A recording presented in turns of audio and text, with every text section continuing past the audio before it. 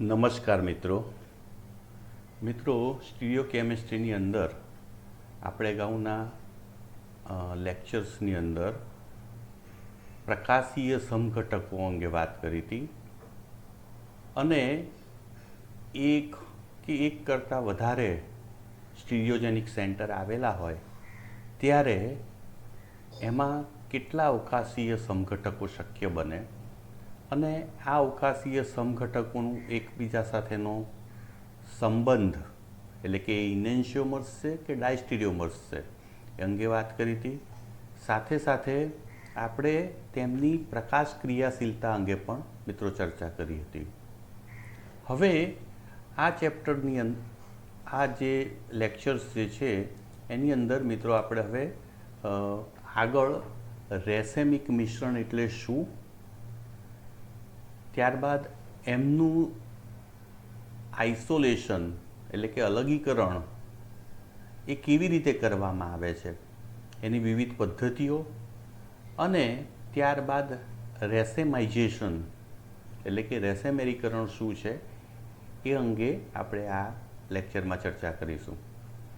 મિત્રો, આપણે અગાઉ વાત કરી હતી કે જ્યારે બે પ્રકાશ ક્રિયાશીલ સંયોજનો જે છે એ એકબીજાના પ્રતિબિંબી હોય ત્યારે મિત્રો એ પૈકીનો એક એ ડેક્સ્ટ્રો રોટેટરી હશે અને બીજો લિયો રોટેટરી હશે.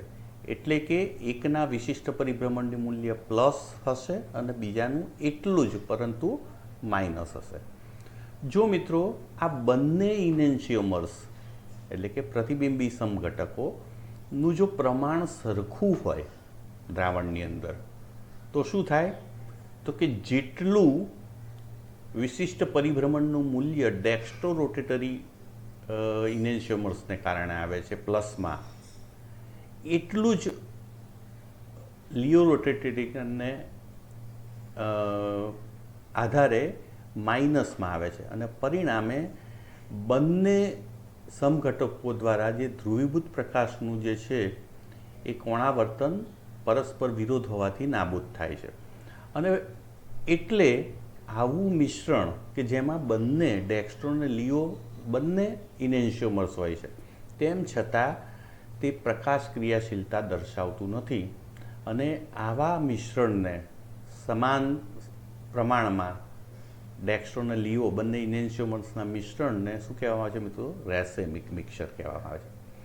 મિત્રો, જો ડેક્સ્ટ્રો રોટેટરી હોય તો ડી અથવા તો પ્લસ સંજ્ઞા વાપરવામાં આવે છે. જો લિયો રોટેટરી હોય તો એલ અથવા તો માઇનસ સંજ્ઞા વાપરવામાં આવે છે. તો જો મિશ્રણ રેસેમિક મિશ્રણ હોય તો એવી વખતે સ્મોલ ડી એલ સાથે જ ડી એલ અથવા તો પ્લસ માઇનસ એવી સંજ્ઞા નામની આગળ લખવામાં આવે છે. તો રેસેમિક મિશ્રણને ડીએલ સંજ્ઞાથી દર્શાવવામાં આવે છે. મિત્રો, આપણે સૌ જાણીએ છીએ કે ઇનેન્શિયોમર્સ જે છે એ બહુ જ સામ્યતા ધરાવતા હોવાથી એમના જે ભૌતિક અને રાસાયણિક ગુણધર્મો છે એ ઓલમોસ્ટ સરખા હોય છે અને પરિણામે એમનું રિઝોલ્યુશન એટલે કે સેપરેશન એ પ્રમાણમાં બહુ જ મુશ્કેલ હોય છે. એની સરખામણીએ ડાયસ્ટીરિયોમર્સ એટલે કે જે અવકાશી સમઘટકો એકબીજાના પ્રતિબિંબી નથી એવા સમઘટકોના ભૌતિક અને રાસાયણિક ગુણધર્મો ઇનેન્શિયોમર્સની સરખામણીએ પ્રમાણમાં જુદા હોય છે અને પરિણામે ઘણી બધી ભૌતિક અને રાસાયણિક પદ્ધતિઓથી એમને અલગ પાડી શકાય છે. તો મિત્રો, અહીંયા તમે તમારી સ્ક્રીન પર જોઈ શકો છો કે કોઈ પણ રેસેમિક મિક્સર આપેલું હોય એ રેસેમિક મિશ્રણનું રિઝોલ્યુશન એટલે કે અલગીકરણ એ કેવી રીતે થઈ શકે? તો જુદી જુદી પદ્ધતિ છે. એમાંની એક છે મિકેનિકલ સેપરેશન, ત્યારબાદ પ્રેફરન્શિયલ ક્રિસ્ટલાઇઝેશન, બાયોકેમિકલ સેપરેશન, ડાયસ્ટીરિયોમર્સ જેને કેમિકલ મેથડ પણ કહેવામાં આવે છે, ત્યારબાદ પ્રેસિપિટેશન, હાલ બહુ જ આધુનિક પદ્ધતિ એવી ક્રોમેટોગ્રાફિક ટેકનિક્સથી પણ એમને અલગ પાડવામાં આવે છે અને કાઇનેટિક મેથડ દ્વારા પણ ઇનેન્શિયોમર્સનું રિઝોલ્યુશન થઈ શકે છે. મિત્રો, આપણે તબક્કાવાર બધી જ ટેકનિક્સને સમજવા પ્રયત્ન કરીશું. મિત્રો, મિકેનિકલ સેપરેશન જે છે કેવી રીતે આપણે જાણીએ છીએ કે ઇનેન્શિયોમર્સ જે છે એમાં બધા સમૂહો સરખા હોય છે, પણ અવકાશમાં એમની ગોઠવણ જે છે એ જુદી હોવાને કારણે એમના શેપ્સ એટલે કે આકાર જે છે એ જુદા હોય છે અને પરિણામે એના આકારને આધારે ARS સમઘટક છે અથવા તો ડેક્સ્ટ્રો લીઓ છે એ આપણે ઓળખી શકીએ છીએ. તો મેગ્નિફાઈંગ લેન્સ અને ચીપિયાની મદદથી લેન્સની મદદથી આપણે એને મોટા ક્રિસ્ટલને જોઈ શકીએ છીએ અને ક્રિસ્ટલના શેપના આધારે જે સરખા જે છે એને ફોર્સેપ એટલે કે ચીપિયાની મદદથી આપણે અલગ પાડી શકીએ છીએ. મિત્રો, પાશ્વરે સોડિયમ એમોનિયમ ટાર્ટ્રેટ ને એના ક્રિસ્ટલાઇન સ્વરૂપ જે છે એમાંથી એણે પ્લસ અને માઇનસ એટલે કે ડેક્સ્ટ્રો અને લીઓ બંને સમઘટકોને 27 ડિગ્રીથી નીચેના તાપમાને એ છૂટા પાડ્યા હતા સૌપ્રથમ. પણ મિત્રો, આ પદ્ધતિ જે છે એ બહુ જ સમય માંગી લે એવી છે, ચોકસાઈ માંગી લે એવી છે અને બહુ જ નીચા તાપમાને એટલે કે રૂમ ટેમ્પરેચરે એનું સેપરેશન કરવું પ્રમાણમાં મુશ્કેલ છે અને પરિણામે આ પદ્ધતિ જે છે એ હાલ બહુ ઉપયોગમાં લેવાતી નથી. મિત્રો, ત્યારબાદ પ્રેફરન્શિયલ ક્રિસ્ટલાઇઝેશન. મિત્રો, આપણે સૌ જાણીએ છીએ કે કોઈ પણ સંયોજનનું સંતૃપ્ત દ્રાવણ હોય એમાંથી ધીરે ધીરે એના સ્ફટિકોનું નિર્માણ એટલે કે ક્રિસ્ટલનું નિર્માણ થતું હોય છે. તો ડેક્સ્ટ્રો અને લીઓ બંને સરખા પ્રમાણમાં ધરાવતા રેસેમિક મિશ્રણની અંદર એનું જો સેચ્યુરેટેડ દ્રાવણ બનાવેલું હોય સંતૃપ્ત દ્રાવણ, તો એની અંદર આ બે ઇનેન્શિયોમર્સ પૈકી કોઈ પણ એકનું જો સીડિંગ કરવામાં આવે એટલે કે એના ક્રિસ્ટલ 2-3 અંદર નાખવામાં આવે તો એ જે નાખેલ ક્રિસ્ટલ, ધારો કે આપણે પ્લસ સમઘટકની અંદર નાખીએ છીએ ક્રિસ્ટલ સીડિંગ તરીકે, તો જે મિશ્રણમાંથી પ્લસ સમઘટકનું પહેલું ક્રિસ્ટલાઇઝેશન થાય છે અને આ ક્રિસ્ટલાઇઝ થયેલા પ્લસ સમઘટકને અલગ પાડી દેવામાં આવે છે. તો મિત્રો, હાર્ડા નામના વૈજ્ઞાનિકે એમિનો એસિડ્સને આવી ક્રિસ્ટલાઇઝેશનના તફાવતનો ઉપયોગ કરી એ મેથડથી સેપરેટ કરી બતાવ્યા હતા. તો મિત્રો, હાલ આ પદ્ધતિનો ઉપયોગ પણ બહુ જ લિમિટેડ માત્રામાં થાય છે.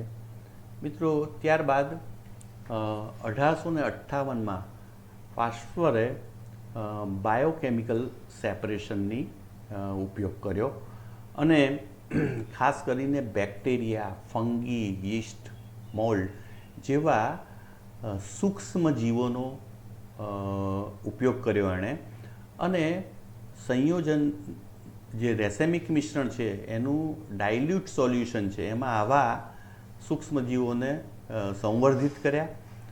તો આ જ સૂક્ષ્મજીવો એ 2 ઇનેન્શિયોમર પૈકી કોઈ પણ એકને ઝડપથી ખાય છે, એનું સેવન કરે છે અને પરિણામે બાકીનો સમઘટક, બાકીનો ઇનેન્શિયોમર્સ એ પડી રહે છે. તો આમ બેમાંથી એકને આપણે ઇઝીલી સેપરેટ કરી શકીએ છીએ. તો પેનેસિલિયમ ગ્લાઉકમ સૂક્ષ્મજીવની મદદથી જે એમોનિયમ ટાર્ટ્રેટના રેસેમિક મિશ્રણ છે એમાંથી આપણે પ્લસ આઇસોમર્સને આ સૂક્ષ્મજીવ પેલેનિયમ જે ગ્લાઉકમ છે એ ખાય છે, ડિસ્ટ્રોય કરે છે, જ્યારે માઇનસ સમઘટક જે છે એ દ્રાવણમાં પડ્યો રહે છે. તો આ રીતે એનું સેપરેશન થઈ શકે છે. મિત્રો, અહીં પણ કોઈ એક સમઘટકને સ્પેસિફિક રીતે કોઈ એક સૂક્ષ્મજીવ ખાતું હશે એ નક્કી કરવું પણ અતિ મુશ્કેલ છે. એવા સંજોગોમાં આ પદ્ધતિ જે છે એનો ઉપયોગ પણ બહુ જ મર્યાદિત માત્રામાં કોઈ સ્પેસિફિક સેપરેશન હોય ત્યારે જ થાય છે. મિત્રો, હાલ સૌથી વધુ જો રિઝોલ્યુશન માટે ટેકનિકનો ઉપયોગ થતો હોય તો એ ક્રોમેટોગ્રાફિક સેપરેશનની મદદથી થાય છે. મિત્રો, ક્રોમેટોગ્રાફીની અંદર જે સ્ટેશનરી ફેઝ ઉપર એક ઓપ્ટિકલી એક્ટિવ સંયોજનનું એક સપોર્ટ મૂકવામાં આવે છે, તો એની અંદર ઓપ્ટિકલી એક્ટિવ સંયોજન મૂકવામાં આવે છે. તો જ્યારે બે ઇનેન્શિયોમર્સ એમાંથી પસાર થાય છે ત્યારે એ આ ઓપ્ટિકલી એક્ટિવ જે સપોર્ટ જે છે એની સપાટી પર એબ્સોર્બ થાય છે. અને આપણે જાણીએ છીએ કે ઓપ્ટિકલી એક્ટિવ સપોર્ટ હોય અને આપણા ઇનેન્શિયોમર્સ એ બંને વચ્ચે રિએક્શન થાય છે અથવા તો એને કારણે ડાયસ્ટીરિયોમર્સ પેદા થાય છે. અને આ ડાયસ્ટીરિયોમર્સ જે છે એ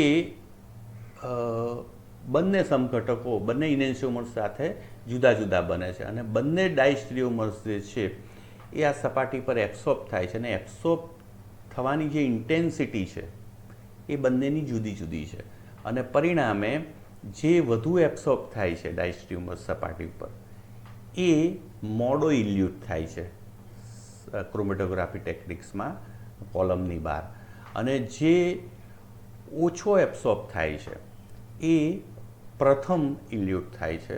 આમ ક્રોમેટોગ્રાફિક ટેકનિક્સ દ્વારા આપણે બહુ જ સરળતાથી બે ઇનેન્શિયોમર્સને આપણે સેપરેટ કરી શકીએ છીએ. મિત્રો, ત્યારબાદ કાઇનેટિક મેથડ. તો ઘણા કિસ્સાઓમાં ખાસ કરીને જ્યારે મેન્ડેલિક એસિડ જે છે એનું રેસેમિક મિશ્રણ લેવામાં આવે તો એના પ્લસ મેન્ડેલિક એસિડ અને માઇનસ મેન્ડેલિક એસિડ જો મિથેનોલ સાથે રિએક્શન કરવામાં આવે તો પ્લસ મેન્ડેલિક એસિડ જે છે એ વધુ ઝડપથી એની સાથે રિએક્શન કરે છે, જ્યારે માઇનસ મેન્ડેલિક એસિડ જે છે એ સ્લોલી રિએક્ટ કરે છે. તો આમ જે રેટ ઓફ રિએક્શન જે છે એનો તફાવત જે છે બંનેનો એના ડિફરન્સને આધારે આ બંને સમઘટકોને આપણે અલગ પાડી શકીએ છીએ. તો કાઇનેટિક્સ જે છે રિએક્શનનો એના જે તફાવત જો બે ઇનેન્શિયોમર્સ વચ્ચે હોય તો એવા સંજોગોમાં આ મેથડથી આપણે રિઝોલ્યુશન બંને સમઘટકોનું કરી શકીએ છીએ. મિત્રો, અવક્ષેપન એટલે કે પ્રેસિપિટેશનની પદ્ધતિ પણ ઘણા કિસ્સાઓમાં પોપ્યુલર બની છે. જ્યારે બે સમઘટકો જે છે, દાખલા તરીકે અહીંયા ઉદાહરણ આપેલું છે કે પ્લસ અને માઇનસ નાર્કોટિન બંને સમઘટકો ઇનેન્શિયોમર્સને જ્યારે HClમાં ડિઝોલ્વ કરવામાં આવે છે ત્યારે એમાંથી માત્ર પ્લસ નાર્કોટિક એસિડ જે છે એ પ્રેસિપિટેટ થાય છે. તો એ પ્રેસિપિટેટ થયેલા પ્લસ નાર્કોટિનને આપણે અલગ પાડી શકીએ છીએ. તો આમ જ્યારે પ્રેસિપિટેશનનો થવાનો જે પ્રક્રિયા જે છે અવક્ષેપણની પ્રક્રિયા એમાં જો તફાવત હોય બે ઇનેન્શિયોમર્સ વચ્ચે તો એ તફાવતનો ઉપયોગ કરીને આપણે બે સમઘટકોને અલગ પાડી શકીએ છીએ. મિત્રો, હવે આપણે ડાયસ્ટીરિયોમર્સ બનાવવાની કેમિકલ પદ્ધતિનો ઉપયોગ રિઝોલ્યુશનમાં કેવી રીતે થાય છે એનો અભ્યાસ કરીએ. મિત્રો, આપણે જાણીએ છીએ કે ઇનેન્શિયોમર્સના ભૌતિક અને રાસાયણિક ગુણધર્મો વચ્ચે બહુ જ સામ્યતા હોય છે. પણ જો આવા ઇનેન્શિયોમર્સને કોઈ બીજા પ્રકાશ ક્રિયાશીલ સંયોજન સાથે એની પ્રક્રિયા કરવામાં આવે, ધારો કે આપણું સંયોજન જો એસિડ હોય એટલે કે એસિડનું રેસેમિક મિશ્રણ હોય પ્લસ અને માઇનસ સમઘટકો, તો એવા ઇનેન્શિયોમર્સને જો પ્રકાશ ક્રિયાશીલ બેઝ સાથે એની પ્રક્રિયા કરવામાં આવે તો ક્ષાર જે મળે છે એ ડાયસ્ટીરિયોમર્સ હોય છે. અને પરિણામે આપણે જાણીએ છીએ કે ડાયસ્ટીરિયોમર્સના ભૌતિક અને રાસાયણિક ગુણધર્મો વચ્ચે બહુ જ તફાવત હોય છે અને પરિણામે અમને સ્ફટિકીકરણની રીતે કે બીજી ઘણી બધી દ્રાવ્યતાનો તફાવત છે, ઉત્કલન બિંદુનો તફાવત છે, આવા ઘણા બધા ભૌતિક અને રાસાયણિક જે ગુણધર્મો જે છે એના તફાવતને આધારે આપણે સેપરેટ કરી શકીએ છીએ. તો મિત્રો આ પદ્ધતિમાં આપણે મૂળભૂત રીતે શું કરીશું તો કે જો આપણું રેસેમિક મિશ્રણ એસિડનું હોય તો એની પ્રક્રિયા બેઝ પ્રકાશ ક્રિયાશીલ બેઝ સાથે કરીશું, એટલે કે ડેક્સ્ટ્રો અથવા તો લિયો બેઝ લઈશું આપણે. એને કારણે ક્ષાર મળશે આપણને. એ કેવો હશે? ડાયસ્ટીરિયોમર્સ. એટલે ઇનેન્શિયોમર્સનું રૂપાંતર આપણે ડાયસ્ટીરિયોમર્સ ક્ષારમાં કરીએ છીએ અને પછી એને સેપરેટ પાડીએ છીએ અને પછી એનું જળ વિભાજન કરીને ફરી પાછા આપણે એસિડ મેળવી શકીએ છીએ. મિત્રો એવી જ રીતે તમારું સંયોજન જો બેઝ હોય તો તમે પ્રકાશ ક્રિયાશીલ એસિડ અંદર નાખીને ફરીથી ક્ષાર મેળવી શકો છો ડાયસ્ટીરિયોમર્સ, અને એને પણ સેપરેટ કરી અને પછી અલગીકરણ કરી શકો છો.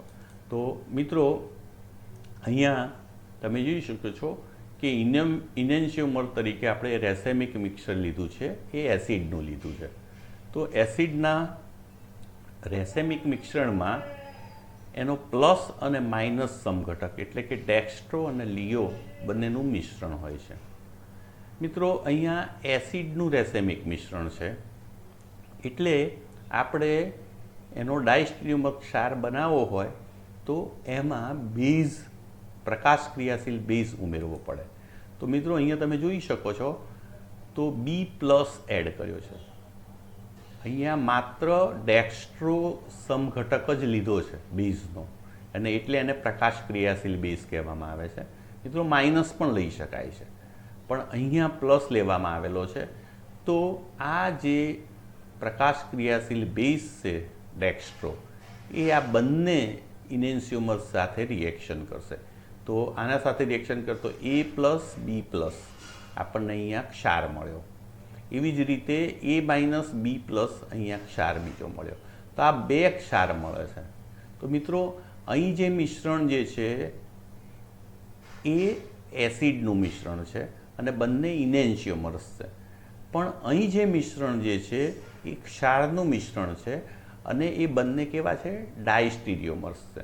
એટલે મિત્રો ઇનેન્શિયોમર્સનું મિશ્રણ છે ને અહીંયા ડાયસ્ટીરિયોમર્સનું મિશ્રણ છે, એટલે સ્વાભાવિક છે કે ડાયસ્ટીરિયોમર્સના ભૌતિક ગુણ અને રાસાયણિક ગુણધર્મો અલગ હોવાથી એનું સેપરેશન સરળ બને છે. તો મિત્રો આ બંનેને કોઈ પણ ભૌતિક કે રાસાયણિક પદ્ધતિથી સ્ફટિકીકરણ, ક્રિસ્ટલાઇઝેશન, ઉત્કલન બિંદુનો તફાવત, દ્રાવ્યતા, આ બધાના ગુણધર્મોની મદદથી અલગ કરી શકીએ છીએ. અને ત્યારબાદ આ ક્ષારમાંથી જળ વિભાજન કરી એસિડ અને બેઝને આપણે સેપરેટ કરીએ છીએ. તો અહીં A+ જુદા પાત્રમાં મળે છે, જ્યારે A- બીજા પાત્રમાં. તો A+ અને A- જે રેસેમિક મિશ્રણમાંથી બંને અલગ થઈ ગયા. જ્યારે આપણે પ્રકાશ ક્રિયાશીલ બેઝ જે વાપર્યો હતો એમના સેપરેશન માટે, એ પણ આપણને પરત મળે છે. તો આમ જ્યારે એસિડનું રેસેમિક મિશ્રણ હોય ત્યારે પ્રકાશ ક્રિયાશીલ બેઝ સાથે આ એસિડના મિશ્રણની રેસેમિક મિશ્રણની પ્રક્રિયા કરાવતા એમાંથી ક્ષારના ડાયસ્ટીરિયોમર્સ બને છે, એનું મિશ્રણ મળે છે, જેને બહુ જ ઇઝીલી સેપરેટ કરી શકાય છે. અને સેપરેટ કર્યા બાદ એનું જળ વિભાજન કરતાં આપણને આપણા જે એસિડ જે છે એ બંનેના પ્લસ અને માઇનસ બંને અલગ સમઘટકો પ્રાપ્ત થાય છે. મિત્રો ત્યારબાદ આપણે એનું ઉદાહરણ જોઈએ. મિત્રો અહીંયા તમે જોઈ શકો છો કે એસિડ અહીંયા જે લાલ દોરેલો છે એ S સમઘટક છે, જ્યારે આ R સમઘટક છે. એનું આ રેસેમિક મિશ્રણ છે. તો આ રેસેમિક મિશ્રણમાં તમે જોઈ શકો છો કે સંયોજન આપણું એસિડ છે, એટલે કે એસિડનું મિશ્રણ છે આ. તો એની અંદર પ્રકાશ ક્રિયાશીલ બેઝ એડ કરવામાં આવે છે, એટલે કે S સમઘટક એડ કરવામાં આવે છે. એટલે એસિડનું આ જ પ્રકાશ ક્રિયાશીલ બેઝ જે છે આ બંને સમઘટક સાથે રિએક્શન કરીને ક્ષાર બનાવશે બે. તો મિત્રો શું થાય છે અહીંયા? તો કે SS ક્ષાર મળે છે, જ્યારે અહીંયા RS ક્ષાર મળે છે. અને આ આખો ક્ષાર જે છે એ ડાયસ્ટીરિયોમર્સ, અને બંને ડાયસ્ટીરિયોમર્સને જળ વિભાજન કરતાં ફરી પાછા આપણને એસિડ મળે છે. એટલે આ બંને ડાયસ્ટીરિયોમર્સનું મિશ્રણ છે, એમાંથી ડાયસ્ટીરિયોમર્સને સેપરેટ કરી દેવામાં આવે છે અને જળ વિભાજન કરી S સમઘટક અને R સમઘટક મેળવવામાં આવે છે. મિત્રો, અહીંયા જે આપણે પ્રકાશ ક્રિયાશીલ બેઝ વાપર્યો એ મોટે ભાગે બ્રુસીન, સ્ટિચિનિન, ક્વિનાઇન અને મોર્ફિન જેવા બેઝ વાપરવામાં આવે છે. મિત્રો, અહીંયા એક ખાસ વાત ધ્યાનમાં રાખવાની છે કે R અને S બે ઇનેન્સિયોમરને જે નામકરણ અપાય છે એ વિન્યાસને આધારે અપાય છે, જ્યારે ડેક્સ્ટ્રો અને લિયો જે નામ અપાય છે એ વિશિષ્ટ પરિભ્રમણના મૂલ્યને આધારે અપાય છે. એટલે એમના બંને વચ્ચે RS અને ડેક્સ્ટ્રો લિયો વચ્ચે કોઈ સંબંધ નથી, પણ જો S સમઘટક ડેક્સ્ટ્રો હોય તો R સમઘટક લિયો હોય. તો મિત્રો, એસિડના સેપરેશનની વાત કરી. હવે આપણે બેઝનું જો રેસેમિક મિશ્રણ હોય તો એને કેવી રીતે સેપરેટ કરી. જો મિત્રો તમારું બેઝનું રેસેમિક મિશ્રણ, તો એમાં પ્લસ અને માઇનસ એટલે કે ડેક્સ્ટ્રો અને લિયો બેઝનું મિશ્રણ હશે. તો મિત્રો, એને પણ આપણે ડાયસ્ટીરિયોમર સ્વરૂપે ફેરવવું છે. તો આ બેઝ છે તો આપણે ઉમેરવું પડે એસિડ, અને એસિડ કેવો હોવો જોઈએ? પ્રકાશ ક્રિયાશીલ. તો મિત્રો, અહીંયા પ્રકાશ ક્રિયાશીલ એસિડ લીધો છે કે જે લિયો રોટેટરી છે, એટલે કે માઇનસ સંજ્ઞા ધરાવે. મિત્રો, અહીંયા જરૂરી નથી કે માઇનસ જ લેવાય, પ્લસ પણ તમે લઈ શકો, પણ અહીં આપણે માઇનસ એસિડ લીધેલો છે, એટલે કે લિયો પ્રકાશ ક્રિયાશીલ સમઘટક લીધો છે. તો આ એસિડ જે છે આ બંને ઇનેન્સિયોમર્સ સાથે રિએક્શન કરે છે, એટલે B plus A minus B plus અને A minus B minus M બે ક્ષારના મળે છે, જે બંને ડાયસ્ટીરિયોમર્સ છે. તો મિત્રો, અહીંયા જે બેઝનું રેસેમિક મિશ્રણ હતું એનું રૂપાંતર આ પ્રકાશ ક્રિયાશીલ એસિડ સાથે કરતા શામાં થાય છે? ક્ષાર એના, અને એ પાછો કેવો છે? ડાયસ્ટીરિયોમર્સ, કે જેનું સેપરેશન બહુ જ સરળતાથી થઈ જાય છે, અને ત્યારબાદ એનું જળ વિભાજન કરતાં B પ્લસ અને B માઇનસ જે બંને ભેગા હતા અહીંયા રેસેમિક મિશ્રણ હતું એ બંને જુદું પડી જાય છે, જ્યારે પ્રકાશ ક્રિયાશીલ એસિડ જે વાપર્યો હતો એ આપણને પરત મળે છે. તો આમ જ્યારે તમારું રેસેમિક મિશ્રણ બેઝ ધરાવતું હોય, બે ઇનેન્સિયોમર્સ ધરાવતું હોય બેઝના, તો એવી વખતે પ્રકાશ ક્રિયાશીલ એસિડની મદદથી આપણે ક્ષાર બનાવીએ છીએ, અને એ ડાયસ્ટીરિયોમર્સ હોય છે, અને પરિણામે એમના ભૌતિક ગુણધર્મોના તફાવતને લીધે આપણે એમને અલગ કરી શકીએ છીએ, અને ત્યારબાદ જળ વિભાજનથી બંને સેપરેટ કરી શકાય છે. મિત્રો, અહીંયા બેઝનું રિએક્શનનું ઉદાહરણ આપેલું છે. તો આ પ્રકાશ ક્રિયાશીલ બેઝ છે, પ્લસ માઇનસ આલ્ફા ફિનાઇલ ઇથાઇલ એમાઇન.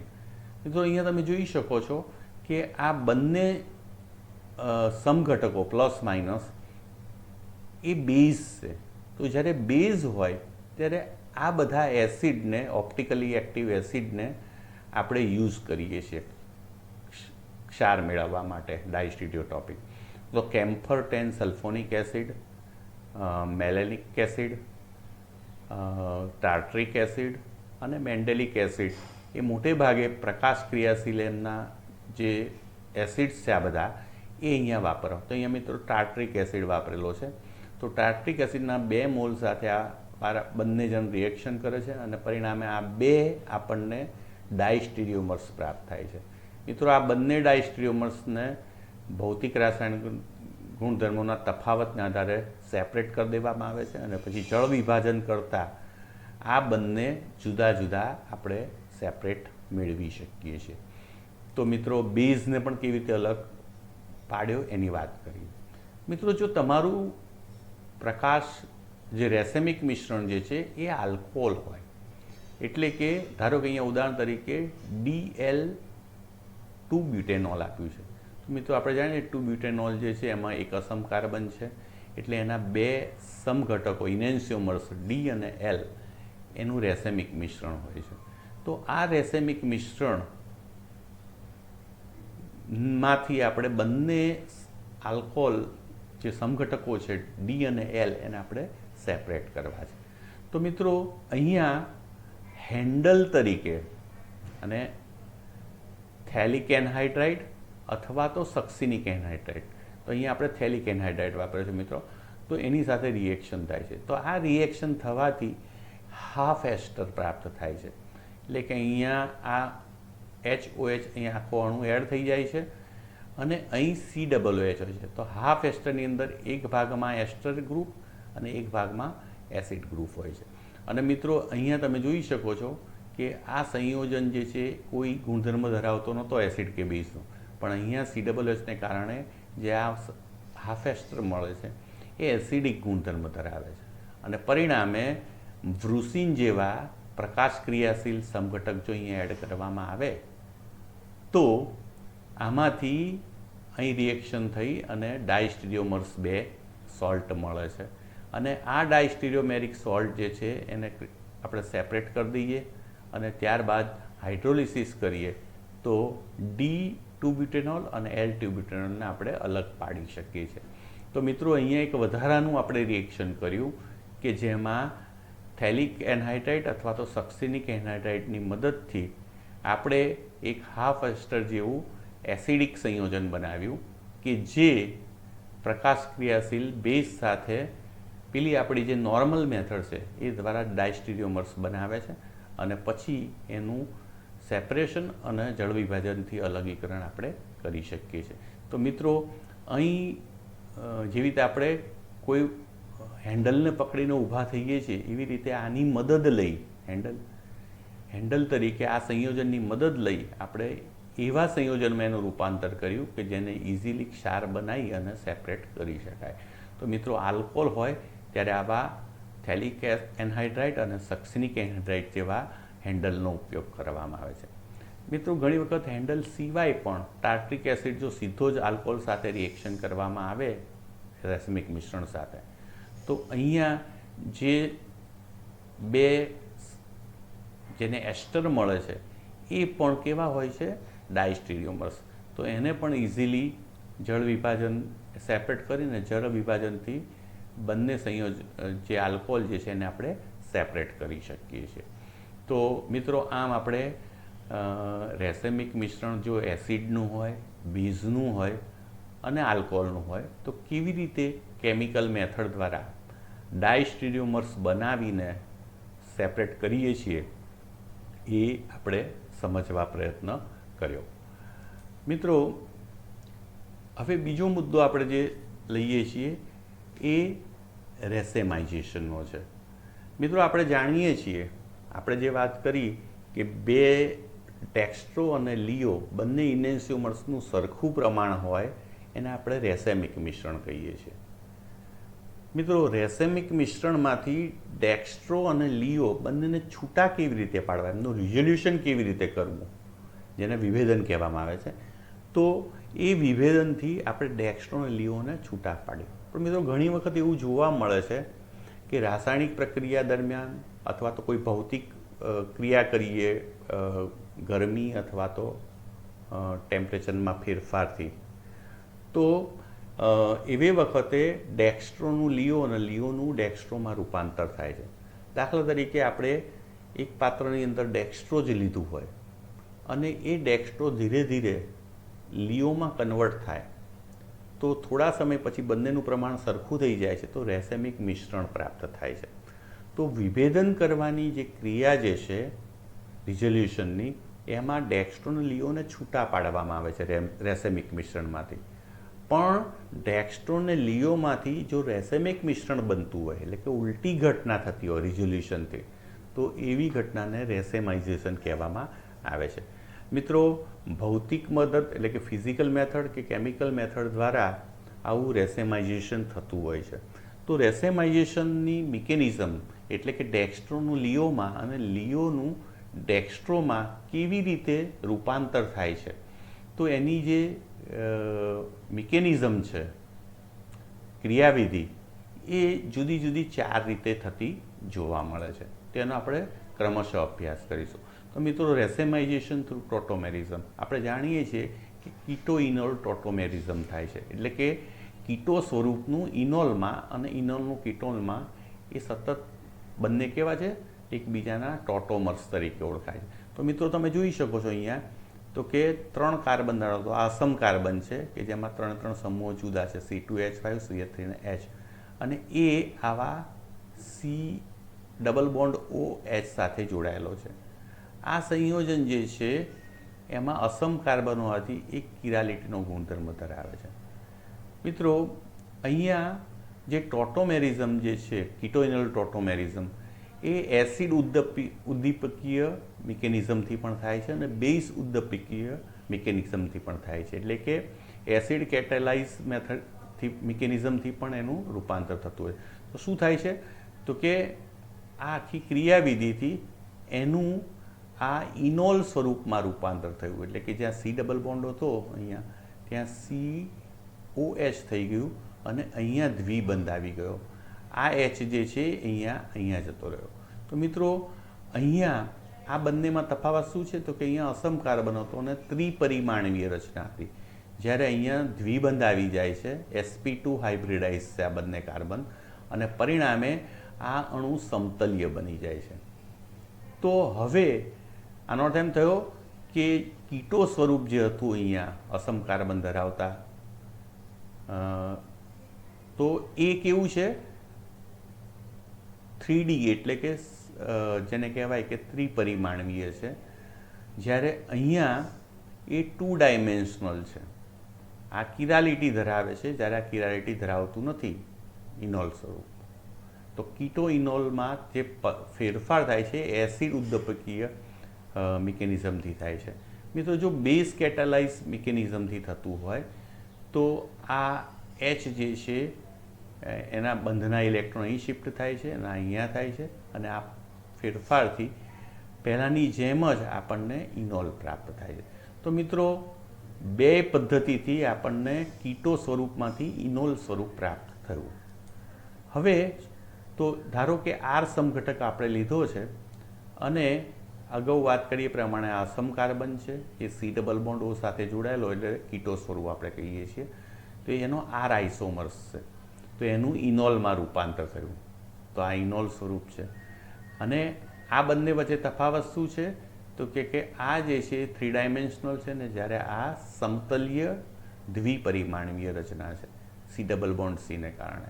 એટલે હવે જ્યારે ફરીથી આ H પાછો એની મૂળ જગ્યાએ આવશે ઇનોલમાં ત્યારે એ કાં તો આ બાજુ જોડાશે અથવા તો પાછળની બાજુ જોડાશે. એટલે બે સપાટી છે, એની ફેઝ બે છે, આગળ ને પાછળ બંને. તો બંને જગ્યાએ જોડાય તો જો પાછળની તરફ જોડાશે, પાછળ હતો એ પણ હવે આગળની તરફ જોડાશે, તો આ રીતે આપણને શું મળે છે S આઇસોમર્સ. તો R આઇસોમર્સમાંથી S આઇસોમર્સમાં રૂપાંતર થયું. તો એના માટે વચ્ચે શું મળ્યું, ઇનોલ, કે જે 2 ડાયમેન્શનલ હતું અને ફરી પાછું 3 ડાયમેન્શનલ S આઇસોમર્સમાં રૂપાંતર થયું. તો મિત્રો અહીંયા પાછળ રહેલો હાઇડ્રોજન અહીંયા જતો રહે છે ઇનોલમાં, અને પાછો જ્યારે આવે છે ત્યારે આગળની તરફ આવે છે, કારણ કે અહીંયા સમતલીય રચના છે અને બે બાજુ જોડાવાની શક્યતા સમાન પ્રમાણમાં રહેલી છે. તો આમ કીટો ઇનો ટોટોમેરિઝમ દ્વારા રેસેમાઇઝેશન થતું હોય છે. મિત્રો આપણે જાણીએ છીએ ઘણી બધી ખાસ કરીને વિસ્થાપન પ્રક્રિયાઓ બે મિકેનિઝમથી થાય છે, SN1 અને SN2.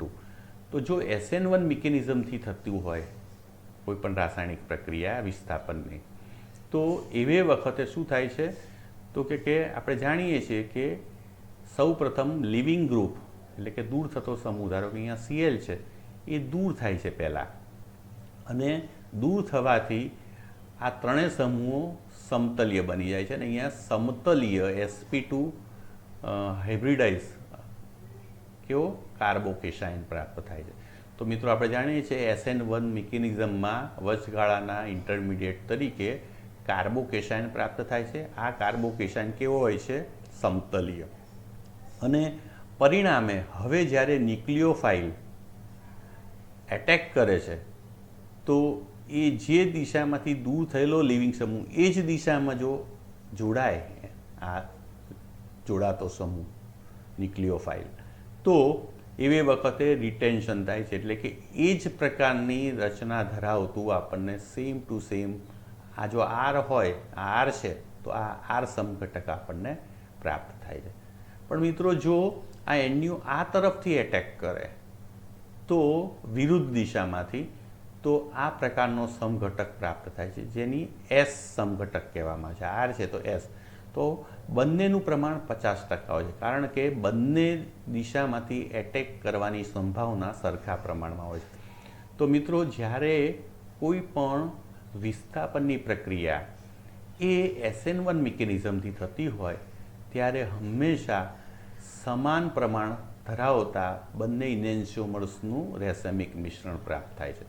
તો આમ આર સમઘટકનું જો તમે પ્રક્રિયા કરો વિસ્થાપન, તો એને કારણે જે આપણને પ્રોડક્ટ મળી એ હંમેશા રેસેમિક મિશ્રણ સ્વરૂપે મળે છે.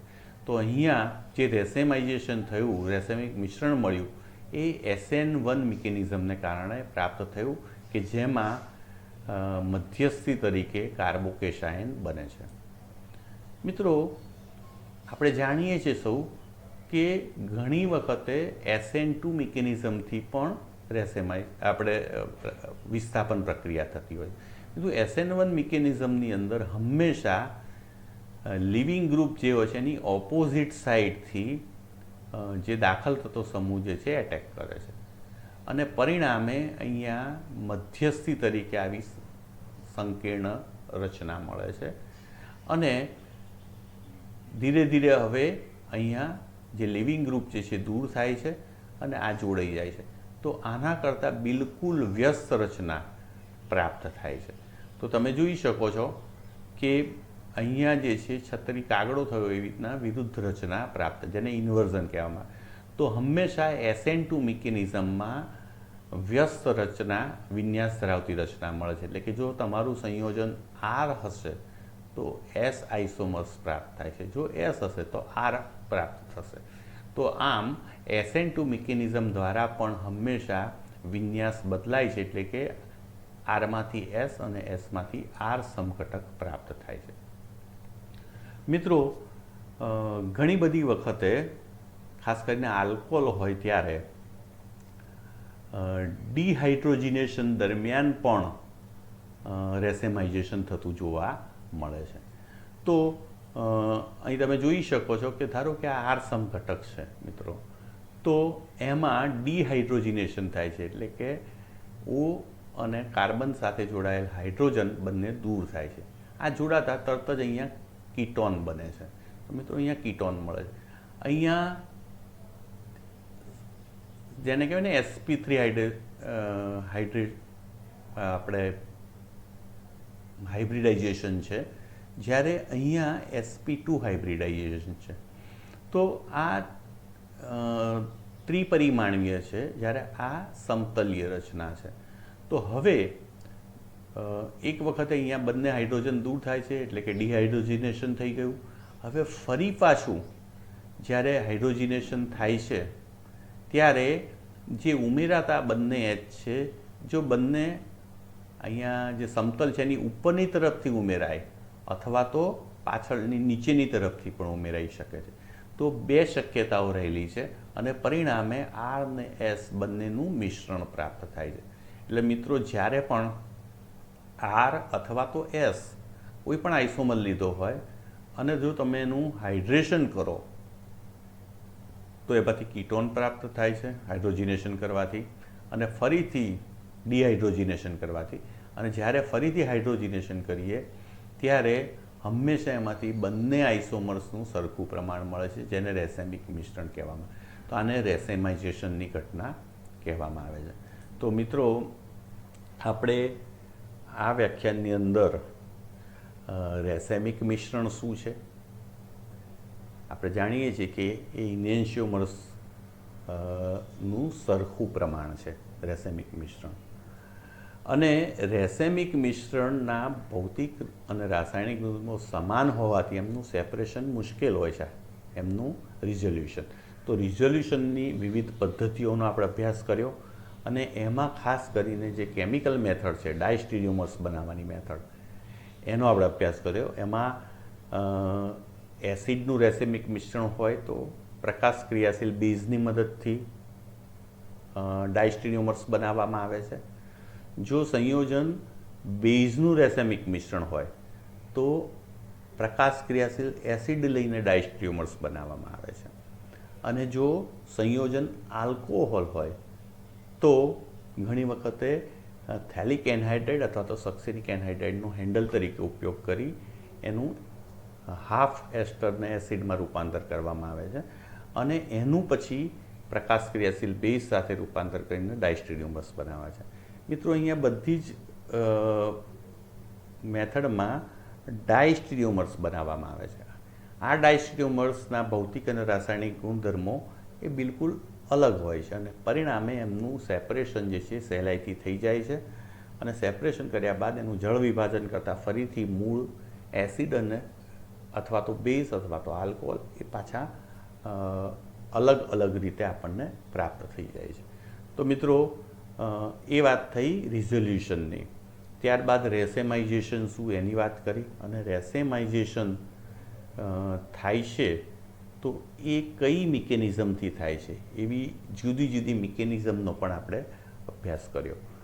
મિત્રો, ફરી સ્ટીરિયોકેમિસ્ટ્રીના હવે પછી નવા ટોપિક્સ સાથે, રસપ્રદ ટોપિક્સ સાથે ફરીથી મળીશું. ત્યાં સુધી રજા આપશો. આભાર. નમસ્કાર.